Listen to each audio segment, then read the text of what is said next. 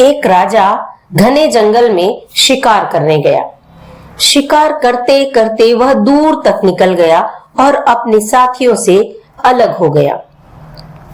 भटकते भटकते इतनी गर्मी में उसे प्यास लगने लगी। वह पानी के लिए इधर उधर घूमने लगा। प्यास से व्याकुल हो गया। हर जगह इधर उधर तलाश करने पर भी उसे पानी कहीं दिख नहीं रहा था। प्यास से गला सूखा जा रहा था। तभी उसकी नजर एक पेड़ पर पड़ी, जहां एक डाली पर टप टप करती थोड़ी थोड़ी पानी की बूंद गिर रही थी।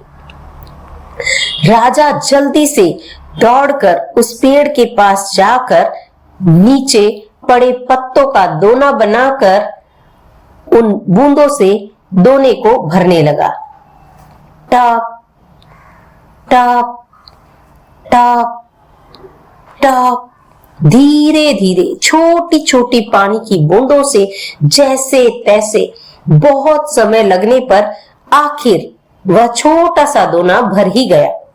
राजा ने खुश होते हुए जैसे ही उस पानी को पीने के लिए दोने को मुंह के पास लाया, तभी वहां सामने बैठा हुआ एक तोता टें टें की आवाज करता हुआ आया। उस दोने को झपटा मारकर सामने की ओर बैठ गया। उस दोने का पूरा पानी नीचे गिर गया।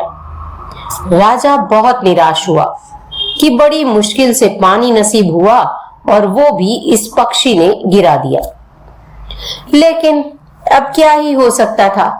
वह वापस उस खाली दोने को भरने लगा। काफी समय बाद आखिर वह दोना फिर से भर गया।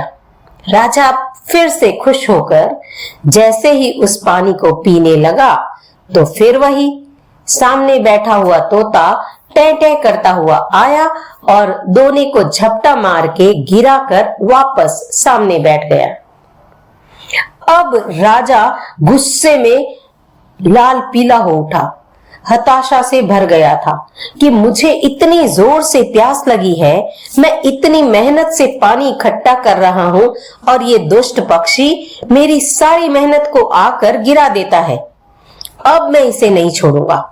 अब ये जब वापस आएगा तो मैं इसे खत्म कर दूंगा। अब वह राजा अपने एक हाथ में दोना और दूसरे हाथ में चाबुक लेकर उस दोने को भरने लगा। काफी समय बाद उस दोने में पानी भर गया और अब वह तोता पुनः फिर से टें टें करता हुआ जैसे ही उस दोने को झपटा मारने पास आया, वैसे ही राजा ने उस चाबुक को तोते के ऊपर दे मारा और हो गया बेचारा तोता ढेर। लेकिन दोना भी नीचे गिर गया। राजा ने सोचा इस तोते से तो पीछा छूट गया, लेकिन ऐसे बूंद बूंद से कब वापस दोना भरूंगा, कब अपनी प्यास बुझाऊंगा। और इसलिए जहां से ये पानी टपक रहा है वहीं जाकर झट से पानी भर लूंगा। ऐसा सोचकर वह राजा उस डाली के पास गया जहां से पानी टप टप टपक रहा था। वहां जाकर राजा ने जो देखा तो उसके पांवों के नीचे की जमीन खिसक गई। उस डाल पर एक भयंकर अजगर सोया हुआ था और उस अजगर के मुंह से लार टपक रही थी। राजा जिसको पानी समझ रहा था, वह अजगर की जहरीली लार थी। राजा के मन में भयंकर पश्चाताप का समंदर उठने लगता है। हे भगवान, मैंने यह क्या कर दिया? जो पक्षी बार बार मुझे जहर पीने से बचा रहा था, क्रोध के वशीभूत होकर गुस्से में आकर मैंने उसे ही मार दिया। काश मैंने संतों के बताए उत्तम क्षमा मार्ग को धारण किया होता, अपने क्रोध पर नियंत्रण किया होता, तो मेरे हितैषी, मेरा भला चाहने वाले इस निर्दोष पक्षी की जान तो नहीं जाती। दोस्तों, कभी कभी हमें लगता है कि कोई व्यक्ति हमें नाहक ही परेशान कर रहा है, लेकिन हम उसकी भावना को समझे बिना गुस्सा करके न केवल उसका बल्कि अपना भी नुकसान कर बैठते हैं, है ना? यदि आपके जीवन में ऐसी कोई घटना या ऐसा कोई प्रसंग आपको याद आ रहा है तो हमारे साथ कमेंट बॉक्स में जरूर शेयर करिए। इसीलिए कहते हैं कि क्षमा और दया धारण करने वाला सच्चा वीर होता है।